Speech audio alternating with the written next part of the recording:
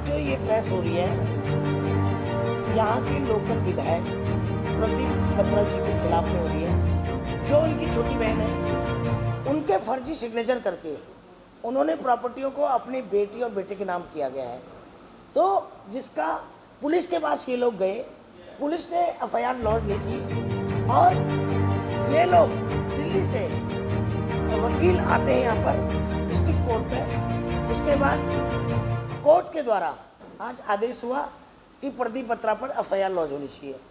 तो उसी के संबंध में हम सब लोग यहाँ पर, और ये उनकी छोटी सिस्टर है, आप दिल्ली से एडवोकेट हैं, बड़ी सिस्टर, ये बड़ी सिस्टर है और आप दिल्ली से एडवोकेट हैं, और इन लोगों को दिल्ली से आकर यहाँ केस करके प्रदीप बत्रा के खिलाफ एफआईआर दर्ज कराने के आदेश उन्होंने, जो कल सुबह आप लोगों को वेबसाइट में अपलोड हो जाएंगे।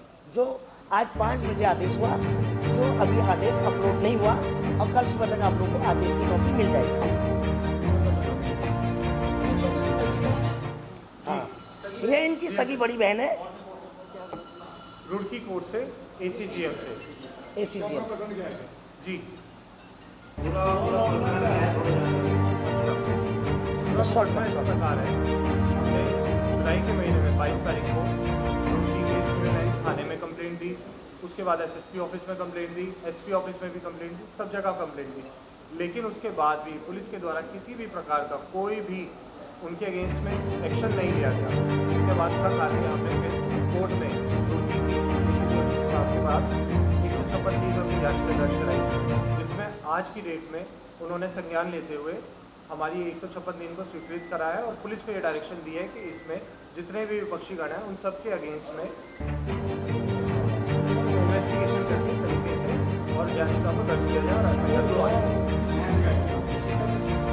शिकायत इसमें ये थी कि जी जो मेरी क्लाइंट है, उनके फर्जी सिग्नेचर करे गए थे और एक एफिडेविट तैयार किया गया था, जिसके द्वारा उसका मेन ऑब्जेक्ट ये था कि उसमें वो एनओसी ग्रांट करी थी मेरी क्लाइंट भाई जो प्रदीप बत्रा जी के बच्चे हैं, ये कोई भी प्रॉपर्टी उनके नाम पे करनी है, इसमें मुझे किसी भी प्रकार का ऑब्जेक्शन नहीं है। लेकिन हमारा मुद्दा सिर्फ ये था कि भाई आप हमारे सिग्नेचर हमारी बिना मर्जी के कैसे और क्यों इस्तेमाल कर रहे हैं, इस चीज़ पे मंजू कपूर इसमें चल अचल संपत्ति मिला के 14-15 है, रुड़की में ही सारी प्रॉपर्टी। मैं आपको बता देता हूँ, एक शॉप है सिविल लाइंस में 18, एक हाउस है वो भी सिविल लाइंस में, एक हाउस है 18 सिविल लाइंस, 1 हाउस है 33 सिविल लाइंस, 2 पार्टनर शेयर्स हैं, कुछ होटल है प्रकाश, उसमें 25% का शेयर है, कुछ बैंक अकाउंट्स की डिटेल्स है, कुछ रेंटिंग से है सागर भगवती, कुछ पैसे हैं और कुछ लिक्विडेट अमाउंट है। इसमें 50 लाख रुपये जो अमाउंट था वो उनकी डॉटर आरुषि के नाम पर दिखाया गया एक पर्ची डेट पे, जो कि उनकी मदर की तैयार की। इसमें मजे की बात ये है कि जो विल है ये 2018 में एग्जीक्यूट की गई है, लेकिन जो विल के लिए स्टाम्प पेपर यूज़ करा गया वो 2016 का है। मैम आप एग्री हैं ये सब चीज़ आपके मेरे नकली साइड हमने बिल की करवाई तो उसमें पता चला कि नकली साइड। हाँ दिल्ली। कब से चल रहा है विवाद? ये ऐसा कोई विवाद नहीं था कि ये कभी से चल रहा है। ये जो चीज़ें हैं हमें मार्च-अप्रैल के महीने में पता चली, क्योंकि ये अपने मंजू कपूर ये सभी सिस्टर हैं प्रदीप बत्रा जी की। मैडम आप कितने, आपको क्या लगा, मतलब आपके भाई ने इस तरह से किया, मतलब आपके साथ धोखा किया और आप सबके सामने अलग क्या किया? हाँ मेरे छोटे साइड करके सारे प्रॉपर्टी में नाम, अच्छा उन्होंने मेरे साइन करके सारी प्रॉपर्टी अपने नाम। मैडम आप लोग कितने भाई बहन हैं और किसकी कितनी संपत्ति थी, थोड़ा सा बताइए तो जरा डिटेल में, क्योंकि रक्षाबंधन पे भाई फोटोग्राफ्स भी वायरल होती थी कि भाई सर आप इसे नहीं, आप इसे गलत एंगल दे रहे हैं। बात यहाँ पे प्रॉपर्टी डिस्प्यूट का नहीं है, बात यहाँ पे भी ये है कि आपकी सिग्नेचर कोई भी पर्सन किसी भी तरीके से कैसे नहीं इस्तेमाल कर सकता है। अभी शुरुआती मुद्दा ये है, अगर हमें प्रॉपर्टी का कुछ करना होता तो हम आगे जाकर इस चीज़ों को सोचेंगे, लेकिन अभी हमारा मुद्दा सिर्फ ये है कि हमारे जाली सिग्नेचर क्यों फर्जी सिग्नेचर इस्तेमाल हुए, 420 हुई है। प्रॉपर्टी का ऐसे ही कुछ होता तो हम कुछ और तरीके से करते हैं। अभी कोर्ट लेके आ गए सर।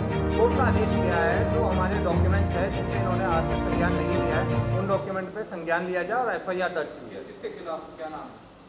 मैं आपको नाम बता देता हूँ। इसमें हमारे 5 प्रतिवादी हैं। प्रदीप बत्रा जी हैं, उनके पुत्र हैं अर्जुन बत्रा जी, सिद्धार्थ बत्रा, आरुषि बत्रा और इनके PA मयंक मेहंदी दत्ता जी। इनके PA जो है मयंक मेहंदी दत्ता जी, जो हमारा जो जाली एफिडेविट है उसमें विटनेस बने हुए हैं। जिस दिन ये एफिडेविट एग्जीक्यूट कराया गया, ना तो मेरा क्लाइंट रुड़की में था, ना ही उनकी प्रेजेंस में हुआ, ना ही उन्होंने वो सिग्नेचर किया।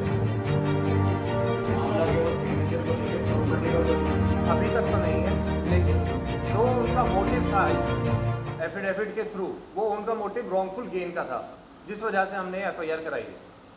प्रॉपर्टी ट्रांसफर हो चुकी है। ये हमें जो है डॉक्यूमेंट से रिलेटेड एक जो अपनी सिस्टर के यहाँ गई थी, तब पता चला कि ऐसे ऐसे डॉक्यूमेंट है। RTI के थ्रू जब हमें पता चला कि नगर निगम में प्रदीप बत्रा जी ने अपना एक लेटर दे रखा है जिसमें उन्होंने ये बताया कि ये प्रॉपर्टी उनके द्वारा खरीदी गई है, लेकिन वो प्रॉपर्टी कभी भी उन्होंने नहीं खरीदी थी, वो उनकी मदर ने खरीदी थी। दूसरी बात, वो अपने लेटर हेड पर उसका इस्तेमाल करते हैं। फिर उनके दोनों बच्चे उसमें भी यही दिखाते हैं कि ये प्रॉपर्टी इनके द्वारा खरीद ली गई है और अब इनके नाम पे कर दी जाए। यदि कुछ आगे भविष्य में होता तो यही देखेंगे। इस तरह का उन्होंने भी एफिडेविट दिया है।